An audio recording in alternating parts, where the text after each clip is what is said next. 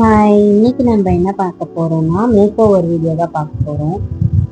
நம்ம சேனல் ரெகுலரா பார்த்துட்டு இருக்கவங்களுக்கு நல்லா தெரியும். பப்பு பரதநாட்டியம் கற்றுட்டு இருக்கான்ட்டு இன்னைக்கு ஒரு காம்படிஷன் இருக்கு, அதுக்கு போறதுக்கு தான் ரெடி ஆகிட்டு இருக்கா. ஃபர்ஸ்ட் ஆலிவேரா ஜெல் அப்ளை பண்ணிக்கிறோம். எப்பயுமே பேஸா ஆலிவேரா ஜெல் அப்ளை பண்ணிட்டு அதுக்கு மேக்கப் ஸ்டார்ட் பண்ணா நம்ம ஸ்கின் டேமேஜ் ஆகாமல் இருக்கும். அது இல்லாமல் ஈஸியாக மேக்கப் பிளெண்ட் ஆகிடும். அங்கங்கே திட்டு திட்டாக இருக்காமல் நல்லா பார்க்கறதுக்கு அழகாக இருக்கும். அதனால ஃபஸ்ட்டு ஆலிவேரா ஜெல்லும் மாய்ஸ்சரைசரும் போட்டுருவோம். காம்படிஷன் எங்கன்னு பார்த்தீங்கன்னா ஓமலூர் பத்மாவதி காலேஜில் கண்டக்ட் பண்ணுறாங்க. இது ஒரு 1500 ஸ்டூடெண்ட்ஸ் ஒட்டுக்கா ஒரே ஸ்டேஜில் ஆட போகிறாங்க. 3 டிஸ்ட்ரிக்ட்லேருந்து ஒட்டுக்கா ஆடுறாங்க ஸ்டூடெண்ட்ஸு. அதனால இது ஒரு ரெக்கார்ட் பிரேக்கிங்காக இருக்க போகுது. ஆக்சுவலாக இந்த டான்ஸ் நியூஸ்லலாம் போட்டாங்க, ரெக்கார்ட் பிரேக்கிங்ட்டு. இது நான் ஃபவுண்டேஷன் என்ன மாதிரி ஃபவுண்டேஷன் யூஸ் பண்ணியிருக்கேன்னா ஸ்டிக் ஃபவுண்டேஷன் யூஸ் பண்ணியிருக்கேன். க்ரீம் மாதிரி யூஸ் பண்ணல. ஸ்டிக் ஃபவுண்டேஷன்லாம் பார்க்கறதுக்கு பவுடர் மாதிரி தான் இருக்கும். அந்த ஃபவுண்டேஷன் யூஸ் பண்ணால் நமக்கு குழந்தைங்களுக்கு ஸ்கின் அஃபெக்ட் ஆகாமல் இருக்கும். க்ரீம் போட்டால் கொஞ்சம் அஃபெக்ட் ஆகும். இது பவுடர் மாதிரி தான் இருக்குது. அதனால் நான் இது யூஸ் பண்ணேன். நம்ம ஆல்ரெடி ஆலிவேரா ஜெல்லும் மாய்ஸ்சரைசரும் போட்டிருக்கனால ஈஸியாக பிளெண்ட் ஆகும்.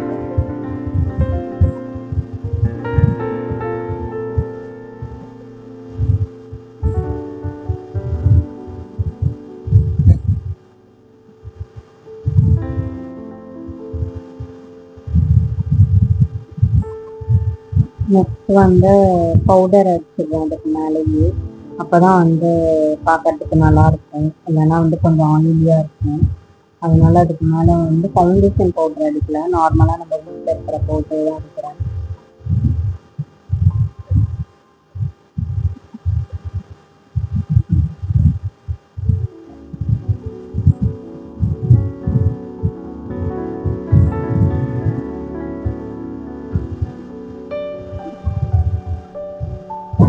நெக்ஸ்ட் நம்ம ஐ மேக்கப் பார்க்கலாம்.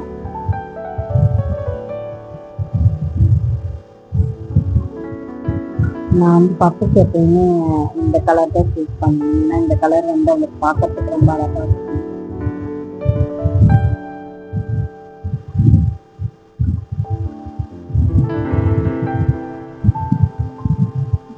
டான்ஸ் ஆடும்போது இந்த கலரை நல்லா சூப்பராக அட்ராக்டிவாக பார்க்கணும். அதனால நான் மோஸ்ட்டாக இந்த கலர் தான் பப்புக்கு ப்ரிஃபர் பண்ணுவேன். 2 பக்கமுமே ஈக்குவலாக இருக்கிற மாதிரி செட் பண்ணிட்டுருவேன். கலரும் 2 பக்கமும் பார்க்கறதுக்கு ஒரே மாதிரி இருக்கணும். ஒரு பக்கம் டார்க்காகவும் ஒரு பக்கம் லைட்டாகவும் இருக்கக்கூடாது. அதனால 2 பக்கமும் ஈக்குவலாக இருக்கிற மாதிரி பார்த்து கரெக்டாக போடணும். 2 பக்கமும் ஈக்குவலாக இருக்கு. நெக்ஸ்ட் நம்ம ஐலைனர் பார்க்கலாம். ஐலைனர் நான் இது ஸ்கெட்ச் டைப் ஐலைனர் வாங்கியிருந்தேன். முன்ன நான் அந்த லிக்விட் மாதிரி இருக்கிற ஐலைனர் தான் யூஸ் பண்ணிட்டு இருந்தேன். அது மோஸ்ட்டாக இதாகிடுது. அவங்க கண்ணை கை வச்சிடுறாங்களா, அங்கங்கே ஸ்ப்ரெட் ஆகிடுது. அதனால ஸ்ப்ரெட் ஆகக்கூடாதுங்கிறதுக்காக நான் இந்த ஸ்கெட்ச் டைப் ஐலைனர் வாங்கியிருந்தேன். குழந்தைங்க கை வச்சுட்டு சும்மா இருக்க மாட்டாங்க, ஒர்க் பண்ணிட்டு இருப்பாங்க. அதனால இந்த மாதிரி நம்ம ஐலைனர் போட்டோம்னா அது மோஸ்ட்டாக இதாகாமல் இருக்கும், ஸ்ப்ரெட் ஆகாமல் இருக்கும். அதனால இந்த ஐலைனர் சூஸ் பண்ணேன்.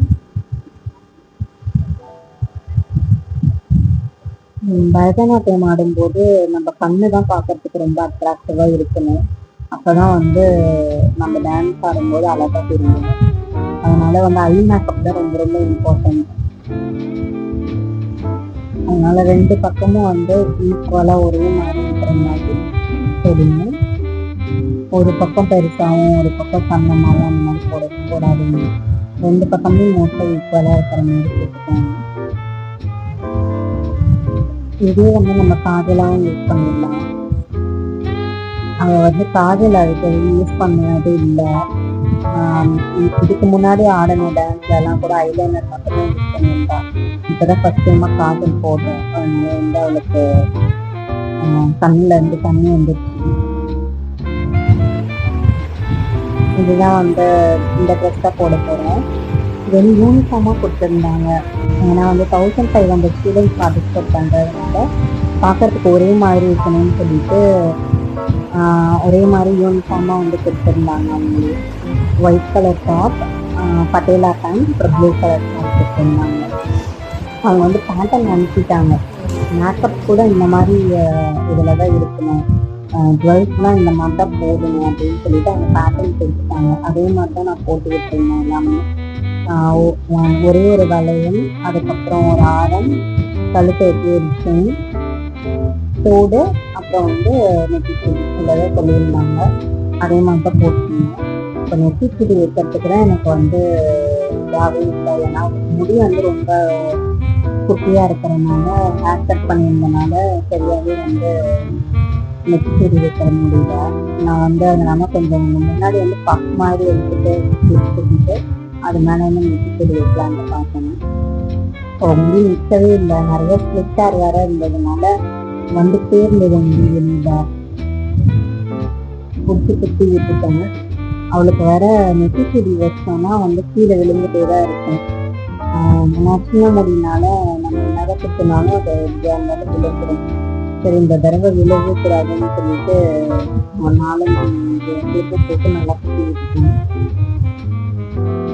அப்போதான் அவளுக்கு டிஸ்டர்ப் இல்லாமல் இருக்கும். ஏன்னா கரெக்டாக டான்ஸ் ஆடும்போது கீழே விழுந்துச்சுன்னா அவளுக்கு அதுவே வந்து டிஸ்டர்ப் ஆகிடும்.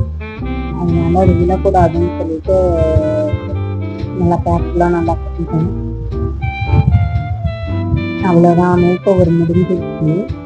அவளோட ஃபைனல் லுக் எப்படி இருக்குன்ட்டு கமெண்ட்ல சொல்லுங்க மறக்காம. என் சேனல் சப்ஸ்கிரைப் பண்ணாமல் இருந்தீங்கன்னா சப்ஸ்கிரைப் பண்ணிட்டு பாருங்க.